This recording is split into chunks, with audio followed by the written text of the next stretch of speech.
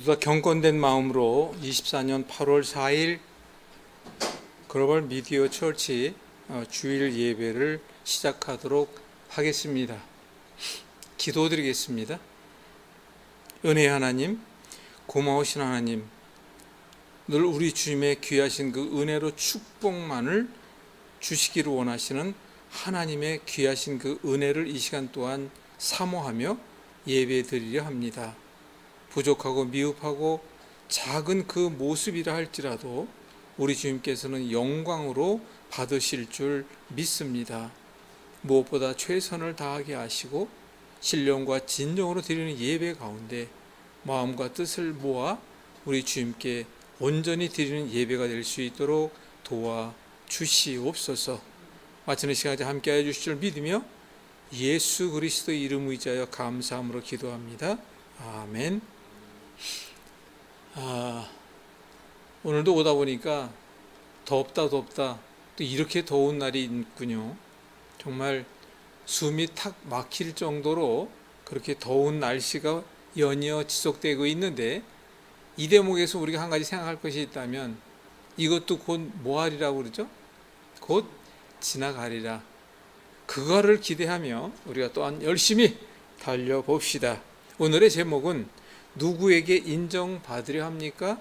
누구에게 인정받으려 하십니까?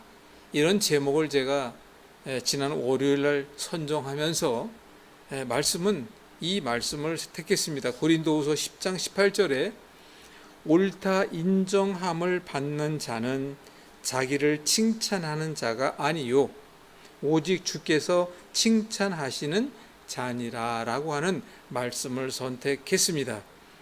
옳다 인정함을 받는 자가 우리가 돼야 되겠죠? 그런데 그 인정은 내가 하는 것이 아니라, 세상 사람들이 하는 것이 아니라 주님께서 칭찬으로 대신 해주실 때 그것이 인정하는 것이 된다, 이렇게 생각하자는 말씀이 내용이 되겠고요. 말씀 한 구절을 더 보겠습니다. 마태복음 6장 1절에서 4절 말씀인데, 사람에게 보이려고 그들 앞에서 너희 의를 행하지 않도록 주의하라. 그리하지 아니하면 하늘에 계신 너희 아버지께 상을 받지 못하느니라. 2절에 그러므로 구제할 때에 외식하는 자가 사람에게 영광을 받으려고 회당과 거리에서 하는 것 같이 너희 앞에 나팔을 불지 말라. 진실로 너희에게 이르노니 그들은 자기 상을 이미 받았느니라. 3절에 너는 구제할 때에 오른손이 하는 것을 왼손이 모르게 하여 내 구제함을 은밀하게 하라. 은밀한 중에 보시는 너희 하나님께서 갚으시리라. 사실 오늘의 주제의 말씀을 이것으로 정하려 했습니다.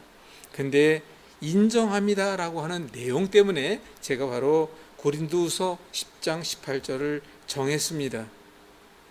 자, 우리는 인정이라는 말을 우리가 어떻게 생각해야 될까요? 멀리 생각할 것 없이 저를 먼저 예를 들어보겠습니다. 제가 이 나이 되도록 살아오면서 어떻게 해서라도 저는 그것을 생각해보면 유치원 때부터 그런 것 같아요. 아니, 그 전부터도 어머니에게, 아버지에게 인정받으려고 그 얄팍한 그 행위를 했던 것이 기억이 납니다. 그리고 그러면서 자라면서 마찬가지로 세상으로 나와서 역시 그렇게 해왔던 것을 보게 됩니다. 아니, 그 옛날로 돌아갈 필요도 없어요. 지금 당장 저의 모습도 마찬가지지만 제 주변에 있는 사람들을 보게 되면 어쩌면 그렇게 인정받으려 애쓰고 있는지에 대한 것을 보게 되면, 근데 안타깝게도 제 예입니다. 인정받으려 애쓰면 애쓸수록 그 뒤에 돌아오는 것은 인정이 아니라 제가 혼자 씁쓸함을, 고배를 마시는 그런 일들이 훨씬 더 많았다는 것을 보게 됩니다. 안타깝지만요, 근데 어쩔 수 없었어요. 그만큼 내가 실력이 중출하고 뛰어나고 어디 가서라도 뒤지지 않는, 항상 탑에서 모든 일을 해왔던 사람 같은 분이야 그렇지 않겠지만 저는 항상 뒤에서 놀았습니다. 그러다 보니까 더더욱 어려웠던 것을 알게 되죠. 그럼 줄인다면, 인정을 받지 못하면 자기 스스로에게 돌아오는 것이 무엇이 있을까요? 그것은 바로 제가 하는 말로 성질나 이렇게 되는 거더라고요. 이렇게 성질 나고 화가 나는 것이 반복되면 그것이 스트레스가 되고, 그 스트레스는 어디에 쌓입니까? 잘못하면 그 상대방을 미워하고 원망하고, 결국은 그것이 나에게 스트레스가 되니까 내게 오는 것이, 그를 원망하고 미워했다고 그에게 전달되는 것은 많지 않겠지만 내게 돌아오는 것은 너무나도 컸다는 것은, 제뿐만이 아니라 여러분들도 마찬가지로 스트레스가 만병의 근원이라는 거 다 아시지 않습니까? 그럼 우리는 어떻게 해야 될까요? 아니, 성경에 이 66권 전체에 있는 내용이 아마 이 한마디로 함축한다 하더라도 다른 말은 아니라고 생각을 합니다. 세상에서 인정받으려 하고 드높아지려고 발부둥 쳐왔던 것이 바로 저였음을 고백하면서, 하지만 이제 깨지고 터지고 부서져서 깨닫고 보니 이제는 알 것 같습니다. 세상으로부터 받으려 했던 인정이 결국은 나를 더 아프게 했으며 나를 병들게 했으며 오히려 사람과 사람의 사이를 멀어지게 했다는 것이죠. 그래서 제가 요즘에 입버릇처럼 하는 것이 있다면 그 제일 먼저는 감사합니다. 그냥 감사합니다.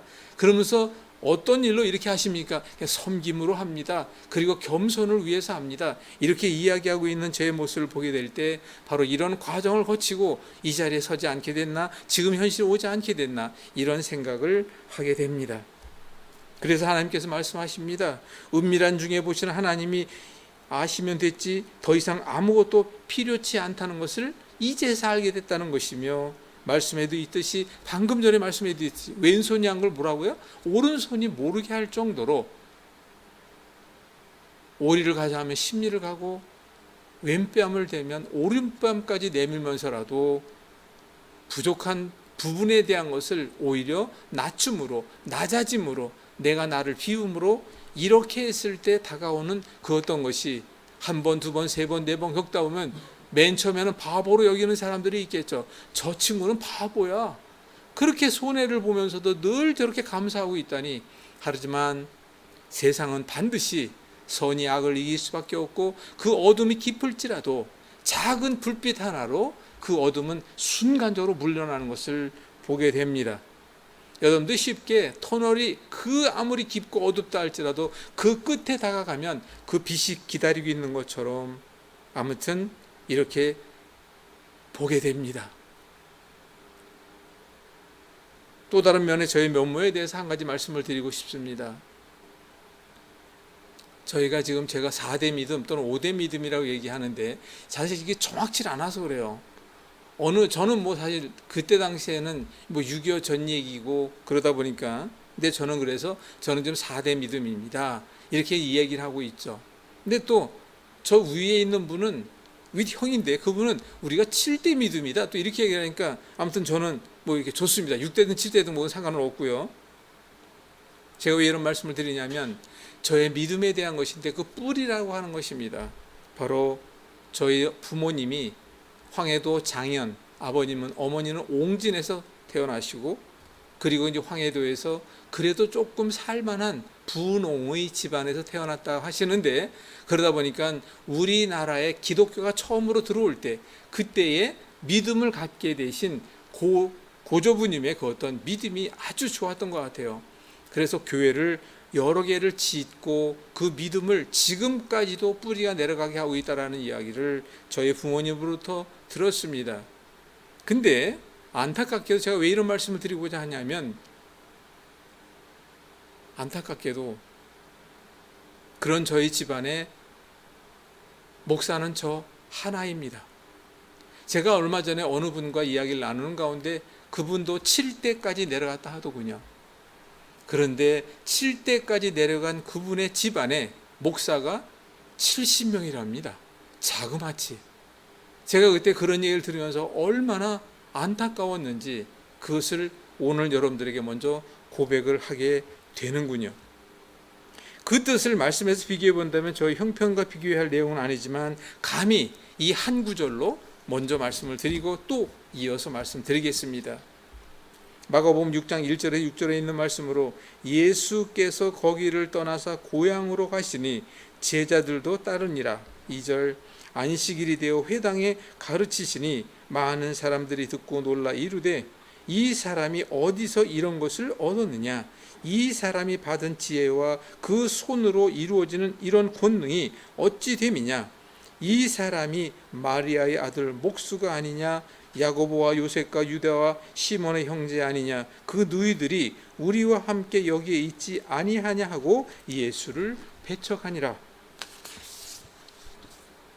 4절에 예수께서 그들에게 이르시되 선지자가 자기 고향과 자기 친척과 자기 집 외에서는 존경을 받지 못하며 없느니라 하시며, 5절에 거기서는 아무 권능도 행하실 수가 없어 다만 소수의 병자에게 안수하시고 고치실 뿐이었고, 마지막 6절 그들이 믿지 않음으로 이상히 여기셨더라.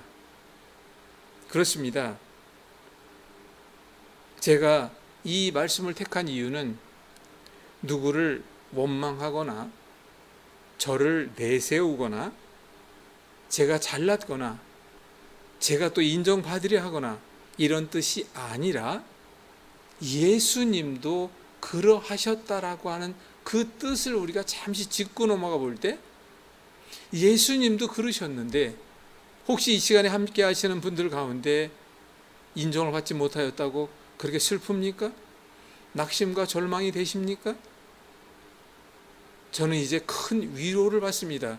우리 주님께 죄송하지만 저는 위로를 받는 것은 바로, 사실 이런 고백은 제가 정말 하기 어려운 고백인데, 이제는 해야 될 때가, 해도 될 때가 됐다고 하여 이제는 감히 말씀을 드립니다. 저는 자격이 없는 종이라고 저는 기도할 때마다 부족합니다. 패역한 종입니다. 오직 주님의 이름으로 선포하기도 부족합니다.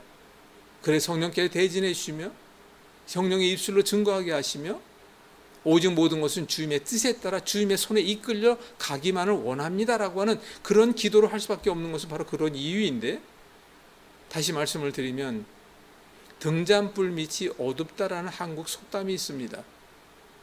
성경에도 그 밝은 빛을 비추기 위해선 등경 위에 불을 놓아야 한다라고 하는데, 저는 그렇게 등경 위에 불을 놓아야 할 그런 사람도 아님을 분명히 알고 있습니다.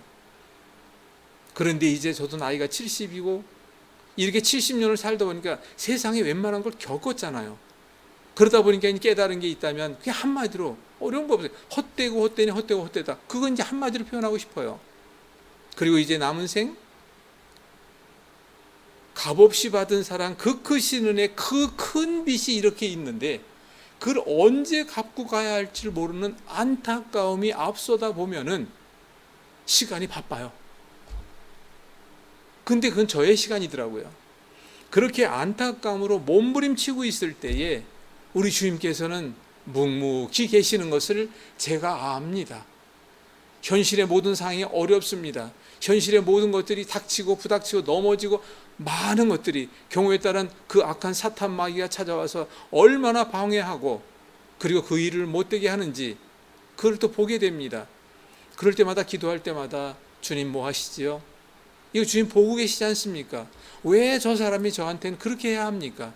그런 기도를 할 때마다 그래도 묵묵히 계시는 그 주님을 보면서 저는 어떻게 생각해야 될까요? 저는 그래서 돌이켜 이렇게 늘 생각합니다. 아직 때가 안 됐나 보다.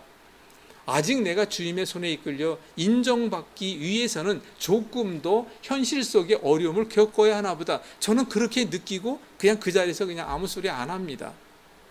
왜 제가 이런 말씀을 드리냐면, 저도 4남이녀 6남매입니다. 제가 뒤늦게 목사가 됐지요.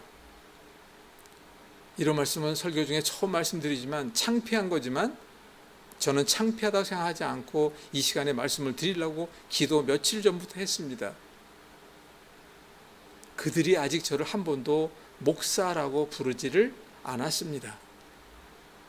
제가 그래서 오늘 말씀을 택한 이유가, 제가 그들로부터 목사라는 인정을 받기 위해서 여기까지 온 것이 아니고 주님께서 저를 인도한 것이 아니며 앞으로 남은 사명 속에 많은 사람들과 함께 그것이 아니라는 것을 깨달았기 때문에, 인정은 주님의 칭찬으로부터 받아야 한다. 그건 언제 받아야 할까요?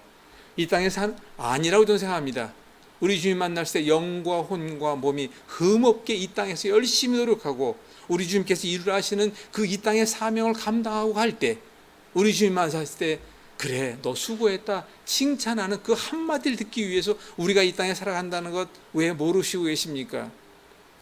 세월이 왜 이렇게 빨리 가냐고 이구동성으로 저희 주변에 있는 사람들이 얘기합니다. 실제로 빨라요. 올해 들어서서 아니 벌써 8월 달입니다. 올해도 이 더위 지나고 잠깐 선선한 바람 불면 또 한 해가 갑니다. 정말 잠깐 지나는 것 같아요. 그러다 보게 되면 정말 나는 이 사명을 감당할 수 있는 것일까? 우리 주님 만났을 때 과연 이렇게 할 수 있을까? 염려도 사실 들어요. 하지만 이제 오직 믿음으로 주님께 맡기고 갑니다.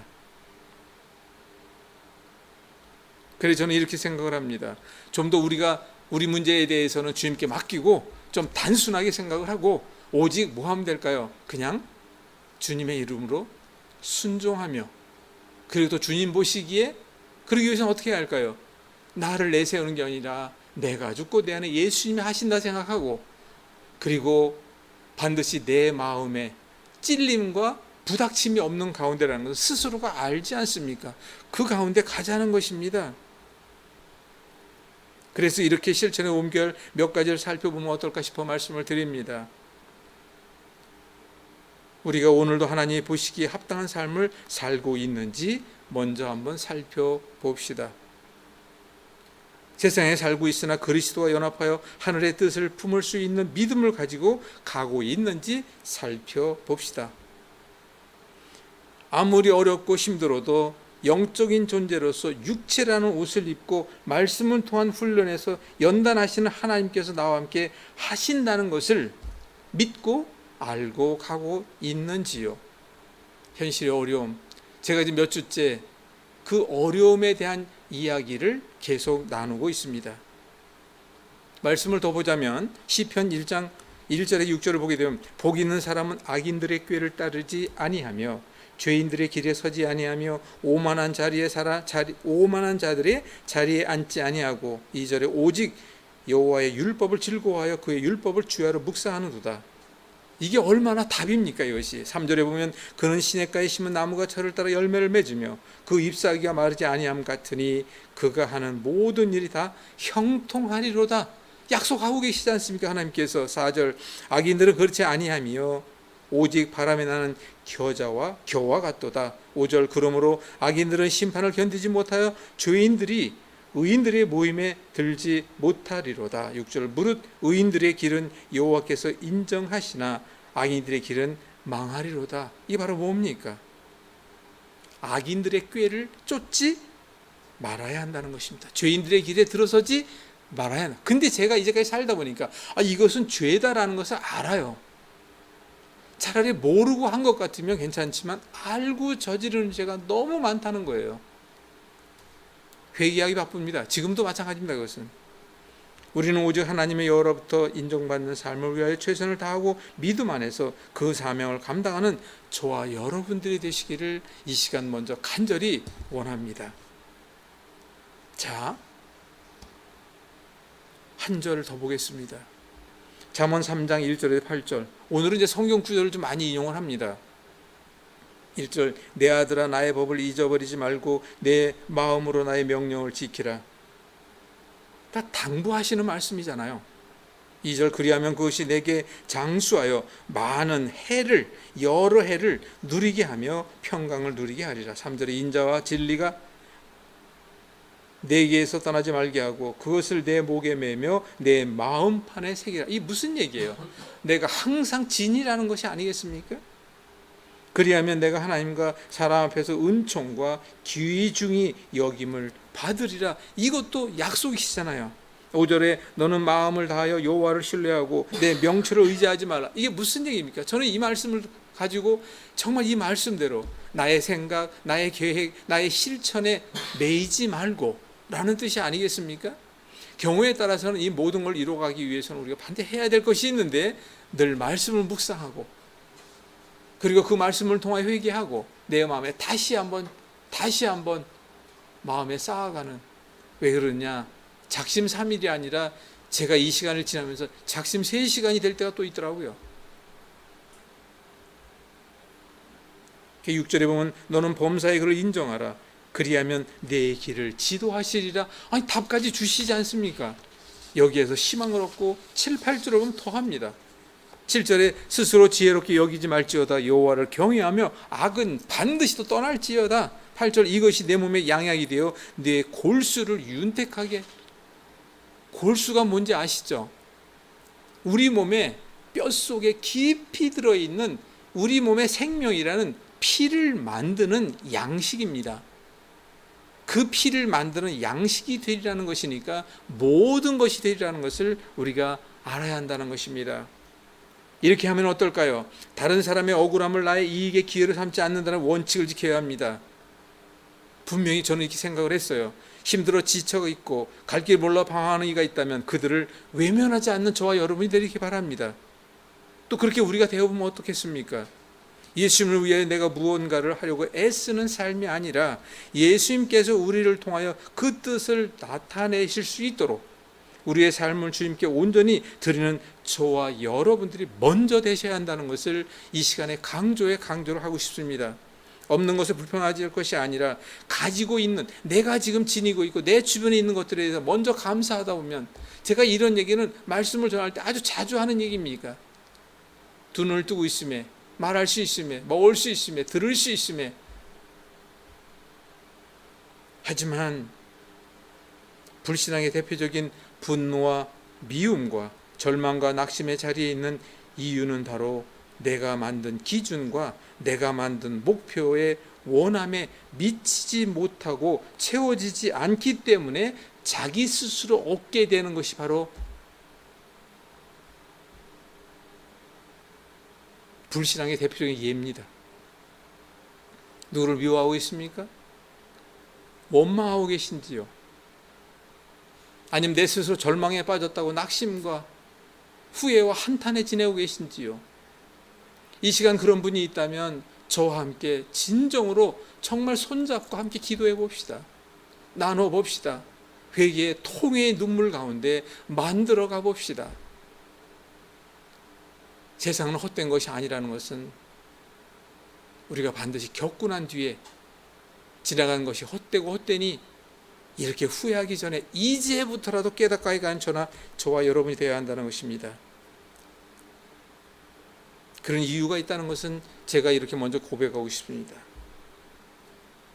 내 안에는 이미 세상 것으로 꽉 채워져 있기 때문에 그것을 얻기 위하여 버려야 한다는 말씀처럼 나는 버리지 못하였다는 것이고, 그런 가운데 이제는 우리가 진정 예수님을 만났다면 내 안에 가득 차 있고 지우고픈 헐의 허식과 허물들을 우리 인생의 지우개가 되시는 예수님을 만나고 그분에게 맡기고 그분이 지워주시도록 우리가 도움을 청해야 한다. 왜? 내 안은 못 지우니까요.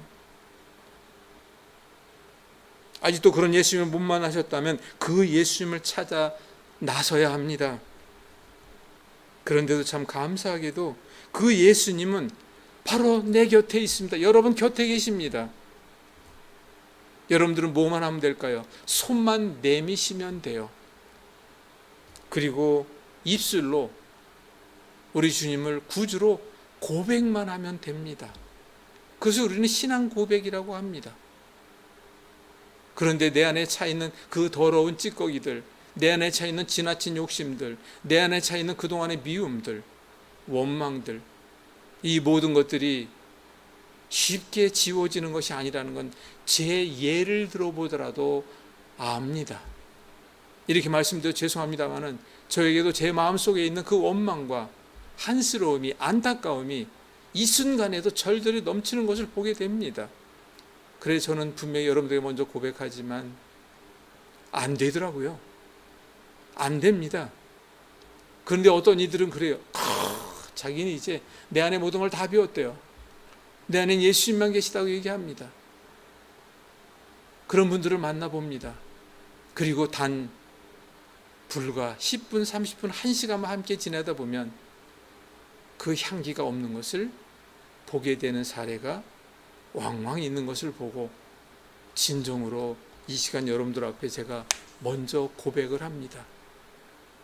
저도 그렇지 못한 사람이긴 하지만 이 시간 더불어 여러분들에게 먼저 또한 말씀드리겠습니다. 이 땅에 사는 동안 자랑과 부요함을 위해 산다면 유황불 지옥에 떨어지는 제가 되겠습니다. 이 고백 없이는 한순간도 살 수 없다는 것은 그런 이유였다는 것을 언젠가도 말씀을 드렸듯이, 이제는 우리가 세상에서 인정받을 것이 아니라 우리 주님으로부터 인정받을 수 있도록 맡겨야 하고, 그리고 모든 진리를 깨닫고 실천에 옮길 수 있도록 스스로가 이제는 움직이기 시작을 해야 합니다. 우리를 위하여 십자가 고난을 자초하시고 피를 흘리시고 돌아가신 그분을 만나봅시다. 저는 이렇게 말하고 싶습니다. 진정 이 땅에 있는 어느 신이 당신의 목숨을 버리고 그 고통을 감내하며 가시면류관 그 두 손에 못 박고 그 몸에 있는 피를 다 쏟아내시면서까지 고통을 감내하고 많은 사람들을 거두고 천국으로 인도하시기 위하여 세상의 다리가 되고 천국으로의 다리가 되신 분이, 그런 신이 우리 주님 말고 또 누가 있습니까? 우리가 한번 그걸 생각해 봅시다. 그러면서도 재림을 약속하심을 믿고 우리는 지금부터라도 준비해야 합니다. 영과 혼과 몸이 흠없는 건강함으로 우리 주님 만날 수 있도록 최선을 다할 수 있는 저와 여러분들이 되기를 이 시간에 간절히 소망하며 축복하며 말씀을 마치도록 하겠습니다. 기도하겠습니다. 주님의 사랑을, 주님의 은혜를, 주님의 축복을 허락하소서. 연약하고 미흡하고 패역한 죄인임을 먼저 고백합니다. 힘이 없습니다. 서 있을 힘조차 없고 세상의 그 악한 바람이 불면 쓰러질 수밖에 없는 저희임을 주님 아십니다. 그러기에 이제나 저제나 동구 밖에서 집 나간 아들을 기다리는 그 모습처럼 우리 주님께서 기다리심을 이제 알고 난 뒤에는 달려갈 수밖에 없고 내 모든 것이 나의 것이 아니었다는 걸 깨달을 수밖에 없고, 그리고 우리 주님 만났을 때 그 품에 안기어 감사의 눈물을 흘릴 수밖에 없는 저희들이 될 수 있도록 주님 도와주시옵소서. 간절히 원합니다. 저희는 약하고 무능합니다. 하지만 성령님 제 안에 계시고 성령의 입술, 성령의 능력으로 이 땅의 모든 것을 이겨낼 수 있는 강한 믿음을 허락하시면 또한 허락을 받을 수 있도록 저희가 최선을 다하게 도와주시옵소서. 이 땅의 사명 감당할 수 있는 이 시간의 모든 형제 자매 모두가 되기를 간절히 원합니다. 저들에게 축복하시고 세상의 모든 걸 이겨낼 수 있는 귀한 믿음의 식구들이 될 수 있도록 그럴 미디어 예배에 함께하여 주신 우리 주님께 감사하며 함께하는 모든 이들의 축복하며 예수님의 이름으로 간절히 감사하며 기도하옵나이다. 아멘. 오늘의 예배가, 오늘의 말씀이 저의 감정이 치우치지 않기를 바라면서 말씀을 드렸습니다. 그런데 하다 보니까 저도 그 겪은 세월 때문에, 겪었던 일들 때문에 저도 모르게 북받쳐 오르는 감정이 있었음을 고백합니다. 여러분도 얼마나 많은 어려움 속에 있습니까? 그 어려움이 있다 할지라도 담대하게 이겨냅시다. 임동준 목사님이 연극을 잘 마치시고 그 뒤에 열심으로 다음에 그 진행을 준비하고 있다는 말씀을 들었습니다. 기도해 주시고요. 이용모 장로님이 이제 항암 6번을 마치시고 병원에서는 더 하자고 하지만 그만하겠다는 말씀과 함께 이제는 주님께 온전히 맡기겠다는 말씀을 하십니다. 좀 더 우리가 기도합시다. 그리고 이 더위에도 글로벌 기독 방송과 신문은 열심히 달려갑니다. 예배에 참여하실 분 모십니다. 그 외에 다른 프로그램에 다른 콘텐츠에 함께 할 수 있는 사람들 또는 전문가들을 모시기를 원합니다. 뒤에 전화번호가 나가니까 전화하시면 되겠습니다. 꼭 만나서 우리 주님의 나라를 위하여 합력해가는 저와 여러분 되기를 간절히 바랍니다. 감사합니다.